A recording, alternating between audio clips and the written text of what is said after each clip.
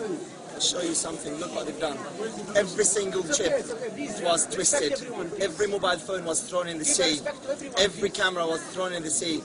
They confiscated all the tapes. They didn't want to see what they've done inside the ship. They didn't want anybody to see what they've done to the ship. That was your footage? Yes, but we had another plan. We had a secondary plan which, thank God, worked, and we didn't know that people were watching, to be honest. We thought that we were isolated because they blocked the internal screen. We didn't know that we are broadcasting, but thank God that everybody in the whole world watched what they're doing, and that's what they've been doing in Palestine on a daily basis, and in all their ugly missions, ugly illegal missions. That's what they've been doing under the night, in the darkness, so nobody see.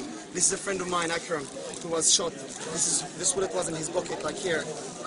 He just was sleeping when he was shot from the helicopters.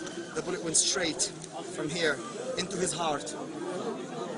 Another friend of mine who was just basically taking a picture, he's a journalist, he was shot here, his brain fell in my hands. I had his white brain in my hands. I mean, they've done nothing. We were just like, we were not prepared for what they've done, and for what they've done. And to be honest with you, if we want to kill Israeli soldiers, we would have killed them because they were between us. But we had a commitment that we're not going to use violence. We took the soldiers, we disarmed them, and we sent them back to the Israeli soldiers, and they shot the doctors who took them back to them. So we got Israeli soldiers, 5 of them. We disarmed them, took them back to the Israeli soldiers, and they shot them. Show this, I hope.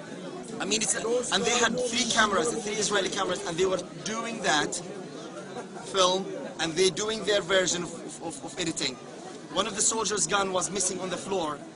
The soldiers picked it and put it in a bag, called the cameras. I was witness because I was using it as a human shield to open small cabins and to be, to lead the soldiers.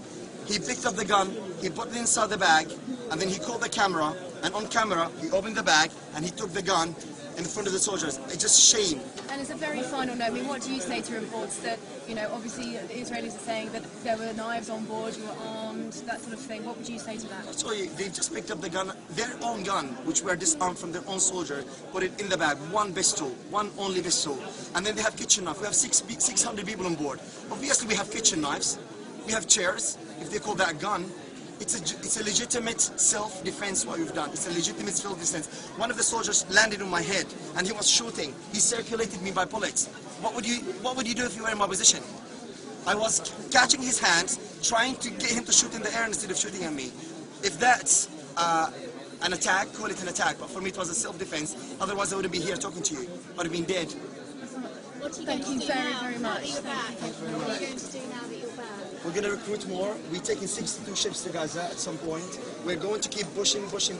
We must get the international community to move. We must end the siege, the illegal siege in Gaza. We must celebrate democracy, and we must let our own democracy be celebrated all over the world. And let us break our own siege first. Our own siege is the most important siege that we need to break, and then we can go to Gaza. And it's a very symbolic piece of land in the whole universe, and it's a very symbolic mission that we should all do, breaking the siege of an isolated civilian community who are living with nothing but hope that we will interfere. So we're not going to let them down. I think we should go and help them.